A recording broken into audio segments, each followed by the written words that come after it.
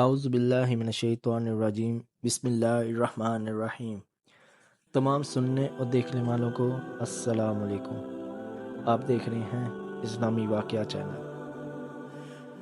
ناظرین، بنی اسرائیل میں دو بھائی تھے جن میں سے ایک مسلمان تھا اور دوسرا کافر، اور تھے دونوں ہی دریا کے شکاری۔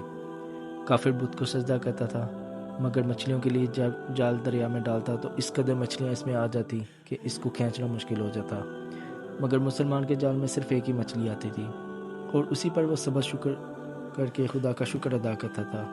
اتفاقاً ایک روز اس مسلمان کی بیوی اپنے مکان کی چھت پر گئی تو اس کی نظر کافر کی بیوی پر پڑی جو زیور اور بہترین لباس سے آراستہ تھی۔ یہ دیکھ کر اس مسلمان کی بیوی کے دل میں وسوسہ پیدا ہوا کہ کاش میں بھی ایسی ہوتی۔ تو کافر کی بیوی بولی، تو اپنے شوہر کو آمادہ کر لے، وہ بھی میرے شوہر کے معبود یعنی بت کی عبادت کیا کرے تاکہ تو بھی میری طرح مالدار ہو جائے۔ یہ سن کر مسلمان بھائی کی بیوی کچھ غمزدہ سی ہو گئی اور نیچے آ گئی۔ جب اس کا شوہر گھر آیا تو اس نے اپنی بیوی کا حال متغیر دریافت کیا کہ آخر کیا بات ہے جسے تو اس قدر غمزدہ معلوم ہوتی ہے۔ تو کہنے لگی، بس میاں، یا تو مجھے طلاق دے دو یا اپنے بھائی کے معبود کی پرستش اختیار کرو۔ یہ سن کر اس کے شوہر نے کہا، خدا کی بندی، تو خدا سے نہیں ڈرتی؟ ایمان کی دولت کے بعد یہ کفر کی باتیں کرتی ہو۔ تو عورت بولی، بس مجھ سے اب زیادہ باتیں نہ بناؤ، میں ننگی بھوکی نہیں رہ سکتی، جبکہ دوسری عورتوں خصوصاً تیرے بھائی کی بیوی کو میں دیکھ رہی ہوں کہ وہ زیورات اور عمدہ لباس سے آراستہ رہتی ہے۔ جب اس مرد مومن نے دیکھا کہ عورت تریاحت پر اتر رہی ہے اور اس کا اصرار حد سے بڑھ چکا ہے، تو اس نے عورت کو تسلی دی اور کہا، اچھا، گھبرانے کی ضرورت نہیں ہے، میں کل سے کاریگروں اور مزدوروں میں جا کر محنت کر کے تجھے روزانہ 2 درہم دیتا رہوں گا، تو اس سے اپنی حالت درست کر لینا۔ یہ سن کر عورت کو کچھ تسکین حاصل ہوئی اور سویرے ہی وہ مرد مومن مزدوری کی تلاش میں نکلا، لیکن کہیں اسے مزدوری نہیں ملی۔ یہ دیکھ کر وہ دریا کے کنارے پہنچا اور شام تک خدا کی عبادت میں مصروف رہ کر رات کو جب گھر آیا تو بیوی نے دریافت کیا، آج تم کہاں تھے؟ تو کہنے لگا، میں بادشاہ کی خدمت میں تھا، اس نے مجھ سے 30 دن کا کام کرنے کی شرط کی ہے۔ عورت بولی کہ آر وہ بادشاہ تمہیں کیا دے گا؟ تو اس نے جواب دیا کہ میرا بادشاہ بڑا کریم ہے، اس کے خزانے مال و دولت سے بھرے ہوئے ہیں، وہ مجھے وہ دے گا جو میں چاہوں گا۔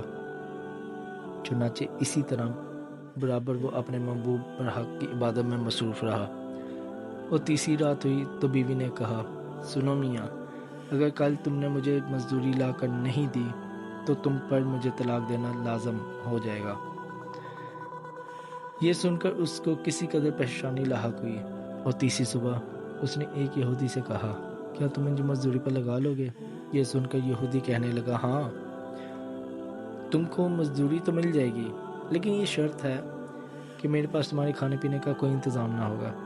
چنانچہ وہ مرد مومن روزہ کی نیت کر کے یہودی کے ساتھ ہو لیا، اور حق تعالیٰ کے حکم سے حضرت جبریل علیہ السلام 29 اشرفیاں ایک نورانی طباق میں لے کر اس کی بیوی کے پاس پہنچے اور کہنے لگے، میں بادشاہ کا قاصد ہوں، اسی نے یہ اشرفیاں لے کر مجھے تیرے پاس بھیجا ہے، اور فرمایا کہ تیرا شوہر ہمارے کام میں تھا، ہم نے اس کو نہ چھوڑا یہاں تک کہ اسی نے ہم کو چھوڑ دیا اور یہودی کے پاس چلا گیا۔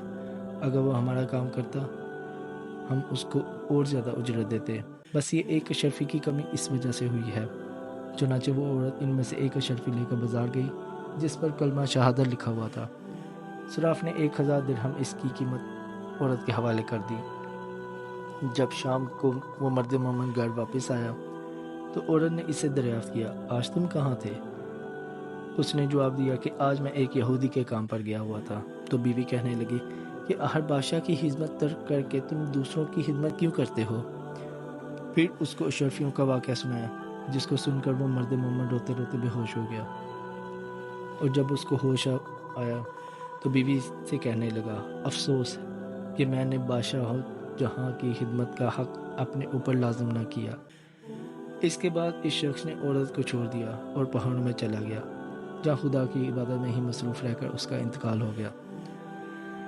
حق تعالیٰ اس پر رحم فرمائے، آمین۔